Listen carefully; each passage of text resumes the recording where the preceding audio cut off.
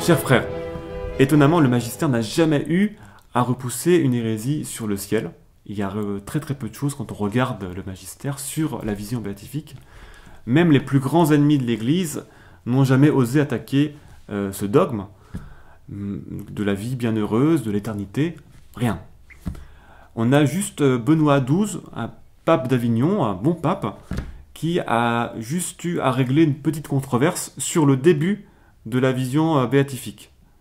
Alors à son époque, certains pensaient que la vision béatifique n'était que pour la fin du monde. Donc une fois mort, l'élu devait attendre dans une salle d'attente pendant X années, jusqu'à la fin du monde. Et il a déclaré que non. Aussitôt après leur mort, les âmes qui n'ont rien à purifier, donc pas de purgatoire, contemplent la divine essence qui se montre à eux immédiatement, sans voile, clairement et ouvertement.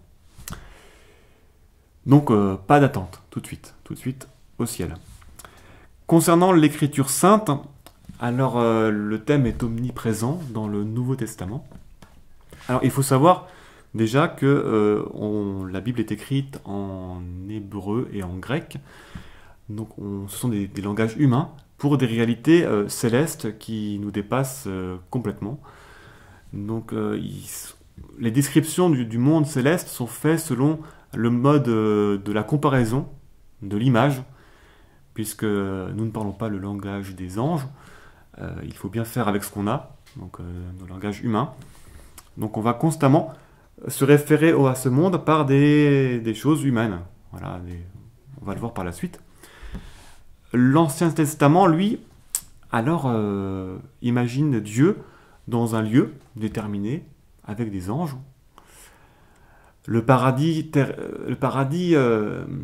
pour le peuple hébreu, il est imagé, donc il est imagé par la terre promise, donc que les Hébreux vont atteindre à la suite du passage de la mer Rouge. Dans le livre de la sagesse de Salomon, les justes sont auprès de Dieu dans la vie éternelle. Ils brillent comme des étincelles ardentes. Ils sont semblables à des rois et à des juges. Et aussi Daniel, donc le prophète qui en parle, il dit que les bons se réveillent à la vie éternelle et les sages brillent dans la splendeur du firmament comme des étoiles éternellement.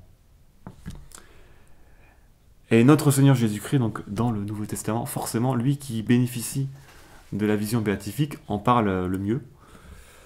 Alors, il utilise également des images. En gros, on y demeure comme dans une maison, donc on est chez nous. Voilà, on est de retour à la maison. On est à la table de Dieu, on y mange, on y chante, donc dans la joie, dans la lumière. Et on a Papa, le céleste Père de famille qui accorde aux siens des relations d'une intimité illimitée avec lui. Et il les récompense de leur mérite. Alors quelquefois, cependant, son discours est plus spirituel. Donc dans Saint Jean, il dit que la vie éternelle consiste en ce qu'ils te connaissent, toi le vrai Dieu. Donc on a une connaissance de Dieu. Et il n'y aura plus au ciel de mariage et de procréation. Donc les hommes seront comme des anges dans le ciel, par conséquent comme de purs esprits. Alors, vous savez que Saint Paul, lui, a été élevé au 3e ciel, et qu'il fait sans doute référence à cette expérience dans ses écrits, puisqu'au Corinthiens, il affirme que ce qu'il a entendu était mystérieux, et on ne peut pas le répéter. Il dit que l'œil n'a point vu, l'oreille n'a point entendu, et cela n'est point monté au cœur de l'homme, ce que Dieu a préparé pour ceux qui l'aiment. Et il ajoute dans Timothée que Dieu habite pour nous encore dans une lumière inaccessible. Saint Jean, dans ses lettres, dit que ce que nous serons n'est pas encore manifesté. Donc il y a un voile sur cette condition future. Mais nous savons que nous lui serons semblables. Nous serons comme Dieu quand il sera apparu, car nous le verrons tel qu'il est.